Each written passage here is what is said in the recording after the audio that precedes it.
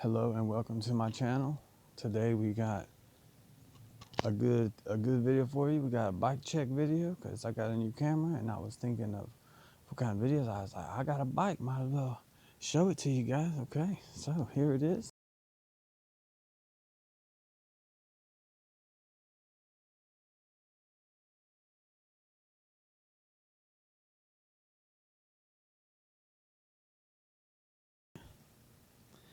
Got some Odyssey keyboard grips that are super old. We got this sticky stuff for extra grip.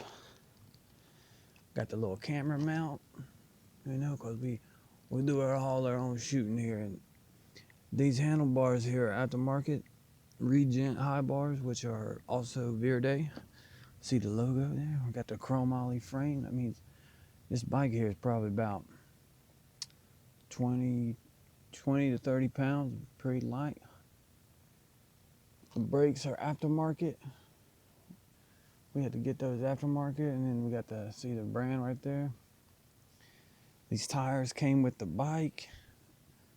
This front rim has been spray painted black, but it's aftermarket. And then we got the sticker in the hard to reach areas. Husky Nation, because you know, gotta support your favorite riders. Got this little thing right here that a dude gave me at the skate park for landing a 360. Well, actually, he gave it to me beforehand, but I had a Livestrong brand cut. And then right here we got a little aftermarket solid gold washer to match the solid gold bar. Pretty dang expensive for that one. Pedals, we got some Odyssey pedals. The little cuts in there for extra traction. I don't know if you guys can see that, but we got extra traction. Got the animal seat, because we be sitting down sometimes, you know, take a little breath.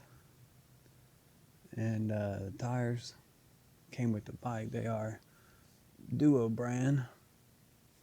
Normally I ride them at about anywhere from 65 to 85.